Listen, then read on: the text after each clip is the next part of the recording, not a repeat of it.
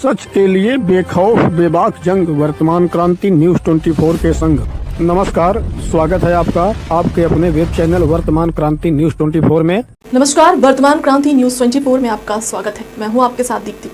रुक करते हैं खास खबर के साथ। गोपीगंज नगर में उस समय मानवता की सारी हदें पार हो गई जब पहली पत्नी ने पुत्रों के साथ मिलकर अपने पति और उसकी दूसरी पत्नी को मारने पीटने के बाद न सिर्फ पति को अर्धनग्न करके पूरे नगर में घुमाया बल्कि दूसरी पत्नी के घर में घुसकर उसके साथ मारपीट भी की। खास बात यह रही कि इस मामले में पुलिस ने भी पहली पत्नी के पक्ष में पति के खिलाफ कई धाराओं में मुकदमा दर्ज कर लिया, जबकि क्षेत्र में इस बात की चर्चा जोरों पर है कि पहली पत्नी और उसके पुत्रों द्वारा किए गए अत्याचार को पुलिस ने सिरे से ही नजरअंदाज कर दिया।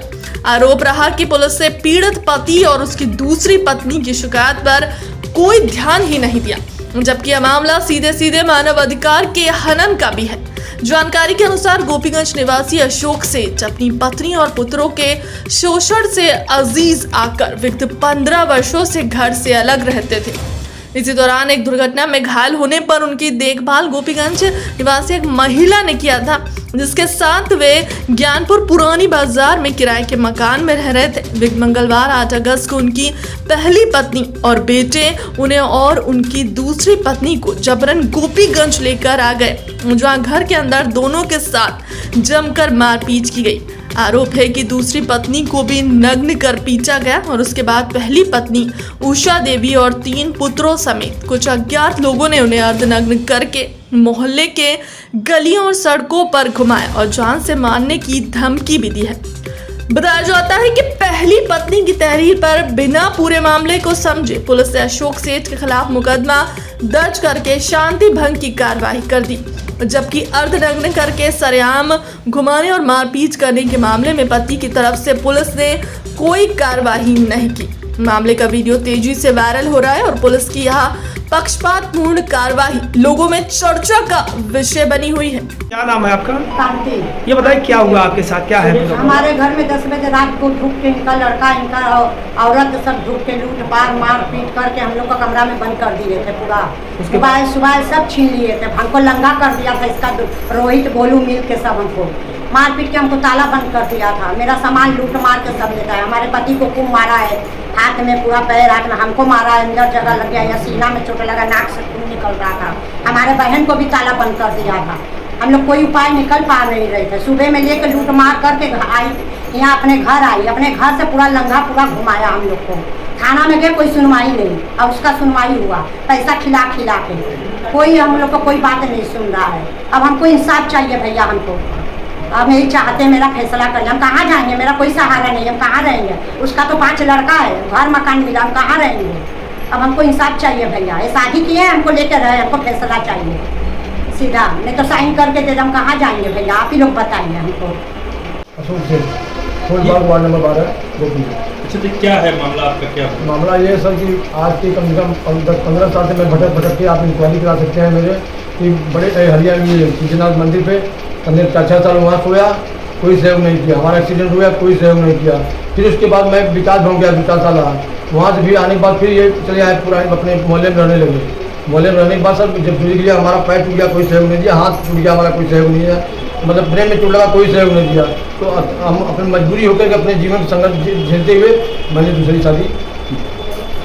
अब क्या तो कुछ लोग ये रोहित आरती गोलू और हमारी उषा और एक हमारी बहू है शिवानी और उषा, मतलब ये लोग जाकर के और शिवम नाम का वर्मा कोई है, वही हमसे गेट खुलवा खोलो तुम्हारे रिश्तेदार है। हमने गेट खोल दिया, तो गेट खोलने के बाद जब अंदर गए जो है तो उन्होंने सब लोग ताला बंद करके मुझे मोबाइल सब छीन लिया। हमारा सामान गेहूँ चावल 50 किलो है, दाल आटा मोबाइल, इसके बाद फ्री नहीं कूलर सिलेंडर इंडक्शन चूल्हा और 10,000 रुपये नकदी था, झुमका पायल झुमका साहिब सब याद था।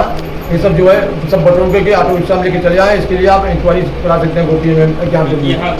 तो इसके बाद वहाँ से आने के बाद सर हमको ले आए अपने मोहल्ले में मोहल्ले में जाके एक जबरदस्ती जो है माँ बाप की गाली बदी थी, इसको भी गाली दी। और ये रोहित नाम का जो लड़का है हमको नंगा करके सर हमारे साथ इसका हाथ भी जबरी किया, इसकी एक बहन थी उसको भी जबरदस्ती करा के मुझे पूरे कमर दिमाग के जो पूरे मोहल्ले में अपने घुमाया गया था। तो मैं ये चाहता हूँ कि हमारे अपने परिवेश के लिए या अपनी हत्या हो जाता तो ये ठीक तो नहीं सर। अपने परिवेश के लिए अपना जीवन के लिए अगर शादी ब्याह कर लिया तो सर क्या मतलब, कोई तो गुनाह किया नहीं सर। अच्छा ये लोग जो लोग हैं रिश्ते में आपके क्या लगते हैं? ये सब कुछ नहीं सर, पड़ोसी है। तो हमारा उषा देवी पत्नी है, रोहित पत्ता बच्चा है, गोलू जो है हमारा बच्चा है, और शिवानी जो है बहू है, और आरती जो है वो पीछे पड़ोसी है। थाने चौकी में गए थे सर, तो हम ही से कर रहे हैं कि तुम अब 5,000 रुपये दे दो, तुम्हारा जो है हरा भरा केस बच जाएगा। हम कहा सर हमारे पास पैसा कुछ नहीं। तो अगला पार्टी जो है शिवम नाम का लड़का है जो घसा के कुछ पैसा दिया है, और देने के बाद जो हमको चौकी जज ने कुछ बोला नहीं, कहे जाओ थाने पर। तो ये हमें चौकी में बैठे थे, ये जो है इन्होंने वहाँ थाने पर गई अप्लीकेशन दिया, इनका स्वीकार नहीं किया, उल्टा फर्जी हमको ही फंसा के हमारे ऊपर फर्जी मुकदमा कर दिया। इसकी इसको इतना ब्लड है सब कुछ है, इसकी जाँच भी नहीं कराई, रिपोर्ट किया गया। हमारे लिए हाथ में ये लगा हुआ है सर, देख लीजिए हाथ टूटा हुआ है, ब्रेक हुआ है। इसके लिए जो हमने काम वहाँ लिखे थे कि जाओ काम की जाँच करा लो, तो ये यहाँ पे जाँच के लिए लिया, तो ये सब देख करके ये सब लिख दिए। इसके बाद हमको रेफर कर दिए, तो रेफर का कागज़ हमको नहीं दिया सर, कहीं जाओ तुम। इसके बाद जाने के बाद सर हुआ क्या कि उल्टा दो पतवार डाटे हुए हम।